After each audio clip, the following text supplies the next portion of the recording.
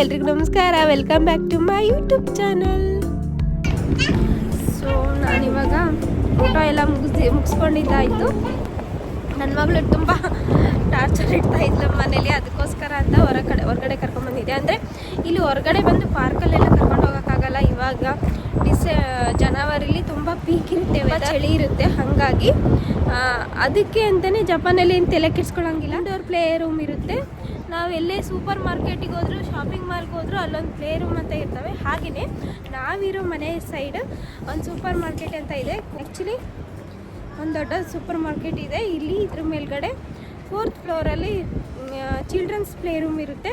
So ಅಲ್ಲೋಗಿ ನಾವು ಆರಾಮಾಗಿ ಮಕ್ಕಳನ್ನ ಆಟ ಆಡ್ಸ್ಕೊಂಡು ಕರ್ಕೊಂಬರ್ಬೋದು. ಅದೊಂದು ಅಡ್ವಾಂಟೇಜ್ ಚಿಲ್ಡ್ರನ್ಸ್ಗೆ ಜಪಾನಲ್ಲಿ. ಆ್ಯಂಡ್ ಫೀಸ್ ಏನಿರಲ್ಲ ಗೈಸ್, ಎಲ್ಲನೂ ಫ್ರೀ ಇರುತ್ತೆ. ಒಂದು ನಿಮಿಷ. ಆ್ಯಂಡ್ ಫೀಸ್ ಏನಿರಲ್ಲ, ಎಲ್ಲನೂ ಫ್ರೀ ಇರುತ್ತೆ.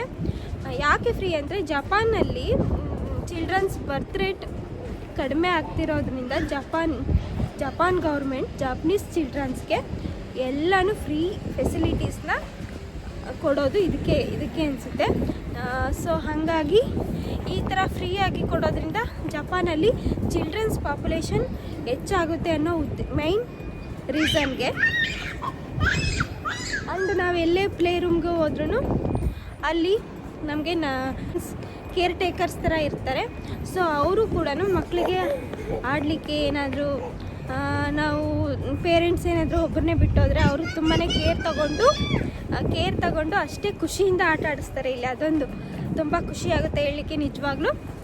ಮತ್ತು ಇನ್ನೊಂದೇನಪ್ಪ ಅಂದರೆ ನಾವೇನೇ ಆಟ ಆಡಿರಲಿ, ಮಕ್ಕಳು ಯಾವುದೇ ಆಟನ ಆಡಿ ಬಂದಿರಲಿ, ಆ ಆಟಿಕೆಗಳನ್ನೂ ಅವರು ಸ್ಯಾನಿಟೈಸ್ ಮಾಡಿ ಇಡ್ತಾರೆ. ಪ್ರತಿ 1.5 ಅವರ್ ಇರುತ್ತೆ ಆಟ ಆಡಿಸ್ಲಿಕ್ಕೆ ಟೈಮು. ಆ 1.5 ಅವರಲ್ಲಿ ಅವ್ರಿಗೆ ಬೇಕಾಗಿದ್ದು ಏನಕ್ಕೆ ಬ್ರೇಕ್ ತಗೊಳ್ತಾರೆ ಅಂದರೆ ಇದೇ ಮೇನ್ ರೀಸನ್ಗೆ. ಆ ಟೈಮಲ್ಲಿ ಬ್ರೇಕ್ ಇರೋ ಟೈಮಲ್ಲಿ ಎಲ್ಲ ಪ್ಲೇ ಥಿಂಗ್ಸ್ನೆಲ್ಲನೂ ಹೈಜಿನಿಕ್ಕಾಗಿ ಸ್ಯಾನಿಟೈಸ್ ಮಾಡ್ತಾರೆ. ಅದಕ್ಕಾಗಿಯೇ ಟೈಮ್ ತಗೊಳ್ಳೋದು. ಆಮೇಲೆ ಅಲ್ಲಿ ವಾಶ್ರೂಮ್ ಆ್ಯಂಡ್ ಎಲ್ಲ. ಆ್ಯಂಡ್ ನಾವೇನಾದರೂ ಮಗುಗೆ ಏನಾದರೂ ತಿನ್ನಿಸ್ಬೇಕು ಅನಿಸಿದ್ರೆ ಅಲ್ಲೇ ಬ್ರೆಸ್ಟ್ ಫೀಡಿಂಗ್ ರೂಮ್ ಕೂಡ ಇರುತ್ತೆ. ಸಣ್ಣ ಮಕ್ಕಳನ್ನ ಕರ್ಕೊಂಡು ಹೋಗೋರಿಗೆ ಬ್ರೆಸ್ಟ್ ಫೀಡಿಂಗ್ ರೂಮ್ ಕೂಡ ಅವೈಲೇಬಲ್ ಇರುತ್ತೆ. ಆ್ಯಂಡ್ ನಾವು ಯಾವುದೇ ಮಾಲಲ್ಲಿ ಹೋದ್ರೂ ಈ ಎಲ್ಲ ಫೆಸಿಲಿಟೀಸು ನಾವು ನೋಡ್ಬೋದು ಜಪಾನಲ್ಲಿ. ಸೊ ಇವಾಗ ಹೋಗ್ತಾ ಇದ್ದೀನಿ. ಹಾಗೆ ಊಟ ಮುಗಿಸ್ಕೊಂಡು ಬಂದೆ. ಸೊ ಕರ್ಕೊಂಡು ಹೋಗೋಣ ಅಂತ ನಮಗೂ ಚಿಂತೆ ಇರಲ್ವಲ್ಲ. ಅವಳನ್ನು ರೂಮ್ಗೆ ಕರ್ಕೊಂಡು ಹೋಗ್ಬಿಟ್ರೆ ಅವಳಷ್ಟಕ್ಕಳು ಆಟ ಆಡ್ಕೊಂಡಿರ್ತಾಳೆ. ನಾನು ಆರಾಮಾಗಿರ್ಬೋದು, ಕೂತ್ಕೋಬೋದು, ಟೈಮ್ ಸ್ಪೆಂಡ್ ಮಾಡ್ಬೋದು. ಸೊ ಅದೊಂದು ಅಡ್ವಾಂಟೇಜ್ ಇದೆ ಇಲ್ಲಿ. ಸೊ ನಾವು ತೋರಿಸ್ತೀನಿ ಬನ್ನಿ ಹೇಗಿದೆ ಅಂತ. ಸೊ ಹೀಗಿರುತ್ತೆ.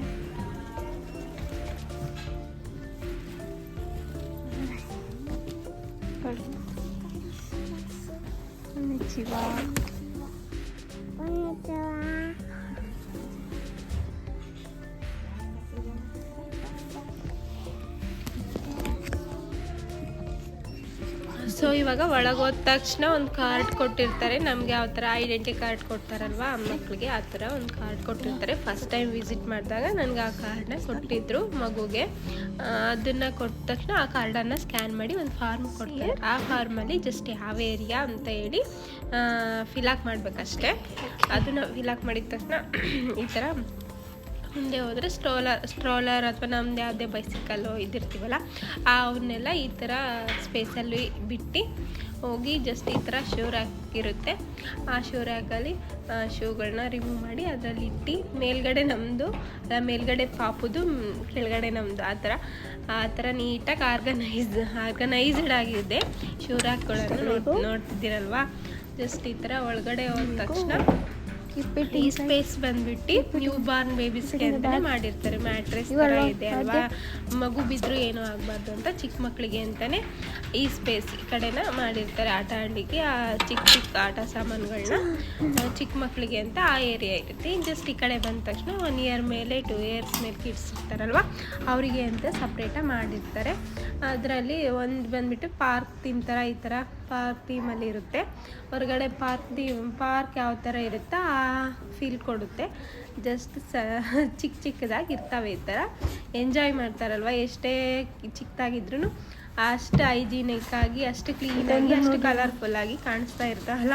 ಸೊ ಮಕ್ಕಳಿಗೆ ಅದೇ ಖುಷಿ. ಹಾಗೆ ನನ್ನ ಮಗಳು ರೈನ್ ಕೋಟ್ನ ರಿಮೂವ್ ಮಾಡ್ತಾ ಇದ್ಲು. ಅದನ್ನ ನೋಡ್ಬಿಟ್ಟು ಅವರು ಪಾಪ ಅದನ್ನ ತಗೊಂಡು ಬಂದು ಅವರೇ ಇಸ್ಕೊಂಡು ಹೋಗಿ ಅಲ್ಲಿಟ್ಟರು. ಸ್ಟೋರೇಜ್ ಸ್ಪೇಸಲ್ಲಿ ಇಟ್ಟಿರ್ತಾರೆ. ಅದನ್ನ ಹೋಗ್ಬೇಕಾದ್ರೆ ತಗೊಂಡು ಹೋಗ್ಬೇಕು. ಅವರೇ ಬಂದು ಇಸ್ಕೊಂಡೋಗಿ ಇಟ್ಟರು.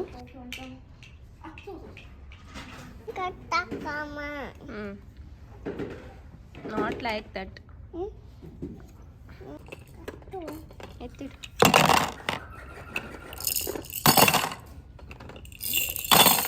ಮತ್ತು ಇನ್ನೊಂದು ಮೇಯ್ನ್ ಥಿಂಗ್ ಏನು ಅಂದರೆ, ಜಪಾನಲ್ಲಿ ನಾವು ಮಕ್ಕಳಿಗೆ ಫಸ್ಟಾಗಿ ಕಲಿಸೋದು ಅಂದರೆ ABCD ಏನು ಕಲಿಸಲ್ಲ.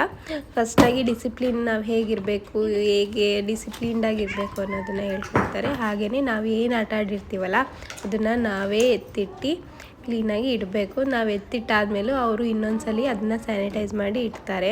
ಸೊ ನಮ್ಮ ಕರ್ತವ್ಯ ಏನಿದೆ ಅಲ್ಲ, ಆ ಜಾಪನೀಸ್ ಕಲ್ಚರ್ನ ನಾವು ಕೂಡ ಫಾಲೋ ಮಾಡಲೇಬೇಕು. ಅದು ಅವರು ಫಾಲೋ ಮಾಡ್ತಾರೆ ಅಂದಮೇಲೆ ನಾವು ಅಲ್ಲಿದ್ಮೇಲೆ ನಾವು ಕೂಡ ಫಾಲೋ ಮಾಡೋದು ನಮ್ಮ ಕರ್ತವ್ಯ ಅಲ್ವಾ. ಸೊ ಹಾಗಾಗಿ ಜಸ್ಟ್ ಅದು ಏನೋ ಟಾಯ್ಸ್ ಅಲ್ಲಿ ಸ್ಟಿಕ್ಕರ್ಸ್ ಇದಾವಲ್ಲ, ಆ ಸ್ಟಿಕ್ಕರ್ಸಲ್ಲಿ ಏನೇನು ಟಾಯ್ಸ್ ಬೇಕು ಅಂತ ಇರ್ತವೆ. ಅದನ್ನ ಕೇಳಲಿಕ್ಕೆ ಅಂತ ಹೋಗಿದ್ಲು. ಪಾಪ ಅವ್ರಿಗೂ ಕೂಡ ಅವಳ ಜೊತೆನೇ ಬಂದು ಆ ಟಾಯ್ಸ್ನ ಕೊಟ್ಬಿಟ್ಟು ಹೋದರು. ಅಷ್ಟು ರೆಸ್ಪಾನ್ಸಿಬಲಿಯಾಗಿ ಇರ್ತಾರೆ ಮಕ್ಕಳ ಜೊತೆ ಇಲ್ಲಿ. ಆ್ಯಕ್ಚುಲಿ ನಾನು ಈ ಥರ ಇಂಡಿಯಾದಲ್ಲಿ ಎಲ್ಲೂ ನೋಡಿದ್ದರೆ ನನಗೂ ಖುಷಿನೇ, ಬಟ್ ನಾನು ನೋಡಿಲ್ಲ ಅಂತ ಹೇಳ್ತಿರೋದು ಅಷ್ಟೇ. ಸೊ ಹಂಗಾಗಿ ಇಲ್ಲಿ ವೆರೈಟೀಸ್ ಆಫ್ ಟಾಯ್ಸ್ ಇರ್ತವೆ. ಓಕೆ, ಆ ಟಾಯ್ಸ್ನ ಕೆಲವೊಂದು ಟೈಮ್ ಅದು ಇಟ್ಟಿರಲ್ಲ. ಸೊ ಆವಾಗ ಇಲ್ಲಿ ನಮಗೆ ಏನು ಬೇಕೋ ಅದನ್ನು ಬೇಕು ಅಂತ ಮಕ್ಕಳಿಗೆ ಅದೇ ಬೇಕು ಅಂತ ಇರುತ್ತಲ್ವ, ಅವಾಗ ಹೋಗಿ ನಾವೇ ಕೇಳಿ ಇಸ್ಕೊಂಡು ಬರ್ಬೋದು, ಕೊಡ್ತಾರೆ. ಅದಕ್ಕೆ ಅಂತಲೇ ಇಷ್ಟು ಟೈಮ್ ಅಂತ ಇರುತ್ತೆ. ಆ ಟೈಮಲ್ಲಿ ಮಾತ್ರ ಆ ಟಾಯ್ಸ್ಗಳನ್ನ ಇಡೋದು. ಆಮೇಲೆ ಈ ಥರ ಆಟ ಆಡ್ಕೊಂಡು ಕೂತಿದ್ಲು. ನಾನು ಕೂಡ ರಿಲ್ಯಾಕ್ಸಾಗಿ ಕೂತಿದ್ದೆ ಸ್ವಲ್ಪ. ಅದೇ ಇಲ್ಲಿ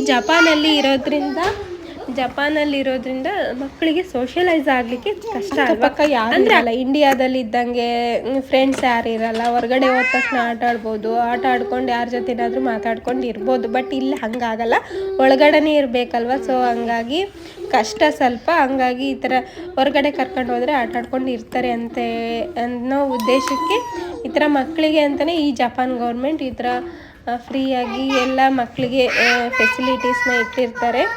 ಅದೊಂದು ಖುಷಿ ಆಗುತ್ತೆ ನಿಜವಾಗ್ಲೂ. ಸ್ಟ್ರಾಬೆರಿ ಕೊಡು. ಸೊ ಇವಾಗ ಈ ಥರ ಮಿನಿ ಕಿಚನ್ ಅಂತ ಇರುತ್ತೆ. ಮಿನಿ ಕಿಚನ್ ಏರಿಯಾ ಥರ ಇರುತ್ತೆ ಇಲ್ಲಿ. ಸೊ ಆರಾಮಾಗಿ ಆಟ ಆಡ್ಕೊಂಡು ಇರ್ತಾಳೆ.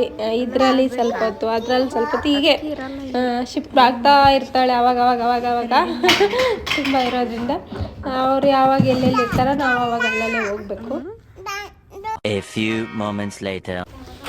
ಸೊ ಮಕ್ಕಳು ಎಷ್ಟೇ ಟಾಯ್ಸ್ ಇದ್ದರೂ ಒಂದರಲ್ಲಿ ಆಟ ಆಡಲ್ಲ. ಅದು ಆದ ತಕ್ಷಣ ಇದಾದ ತಕ್ಷಣ ಅದು. ನನ್ನ ಮಗಳು ಅದೇ ಥರ ಆಡ್ತಾಳೆ ಅಲ್ಲಿ ಕರ್ಕೊಂಡು ಹೋಗ್ಬಿಟ್ರೆ.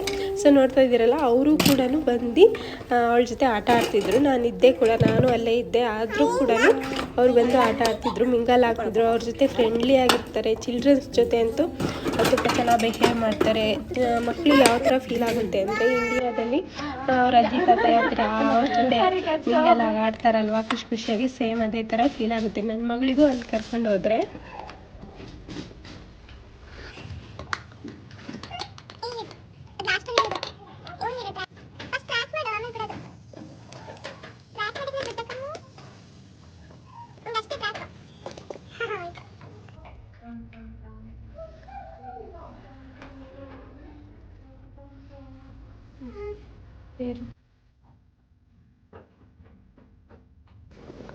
ಆ್ಯಂಡ್ ವಾಶ್ರೂಮ್ ಬಗ್ಗೆ ಹೇಳಬೇಕು ಅಂದರೆ, this is very popular in Japan ಅಂತಲೇ ಹೇಳ್ಬೋದು. ನಮಗೆ ವಾಶ್ರೂಮ್ ಎಲ್ಲ ಕಡೆಯೂ ಸಿಗುತ್ತೆ. ನಮಗೆ ಚಿಕ್ಕ ಶಾಪ್ಗೆ ಹೋದ್ರೂ ನಮಗೆ ವಾಶ್ರೂಮ್ ಫೆಸಿಲಿಟೀಸ್ ಇರುತ್ತೆ ಜಪಾನಲ್ಲಿ.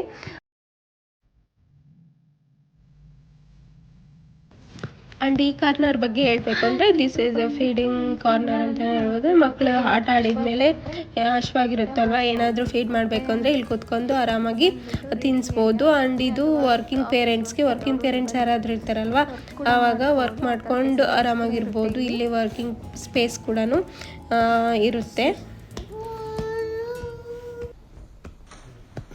ಸೊ ಇನ್ನು ಈ ಪ್ಲೇಸಲ್ಲಿ ಮಿನಿ ಲೈಬ್ರರಿ ಅಂತಾರೆ ಇದಕ್ಕೆ. ಮಿನಿ ಲೈಬ್ರರಿ ಅಂದರೆ ಮಕ್ಕಳಿಗೆ ಮಿನಿ ಲೈಬ್ರರಿ ಥರ ಸ್ಪೇಸ್ ಇರುತ್ತೆ. ಸೊ ಅನಿಮಲ್ಸ್ ಪಿಕ್ಚರ್ಸ್ ಆಗಿರ್ಬೋದು, ಸ್ಟೋರಿ ಬುಕ್ಸ್ ಆಗಿರ್ಬೋದು ಎಲ್ಲ ಕೂಡ ಇರುತ್ತೆ.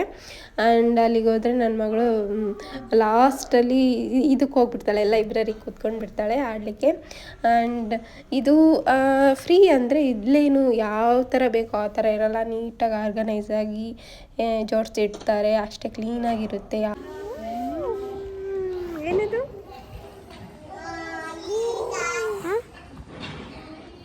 What is this?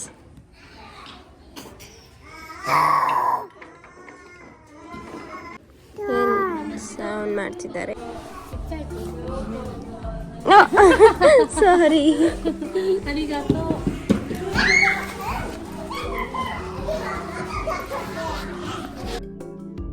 ಸೊ ನೋಡಿದ್ರಲ್ಲ, ಇವತ್ತಿನ ವಿಡಿಯೋನ ಈಗ ಎಂಡ್ ಮಾಡ್ತಾ ಇದ್ದೀನಿ. ಇವಾಗ ನಿಮ್ಗೆ ಏನಾದ್ರು ಸ್ವಲ್ಪನಾದ್ರೂ ಇಷ್ಟ ಆಗಿದ್ರೆ ಪ್ಲೀಸ್ ಲೈಕ್ ಮಾಡಿ, ಶೇರ್ ಮಾಡಿ ಅಂಡ್ ಸಬ್ಸ್ಕ್ರೈಬ್ ಮಾಡ್ಕೊಳ್ಳಿ ಅಂತ ಕೇಳ್ತಾ, ಜಾಪನೀಸ್ ಕಿಡ್ಸ್ ಪ್ಲೇ ರೂಮ್ ಹೇಗಿತ್ತು ಅಂತ ಕಮೆಂಟ್ ಮಾಡಿ ಅಂಡ್ ನಿಮ್ಗೆ ಏನ್ ಅನಿಸ್ತು ಅಂತ ತಿಳಿಸಿ. ಮತ್ತೆ ಸಿಗೋಣ, ಬಾಯ್ ಬಾಯ್.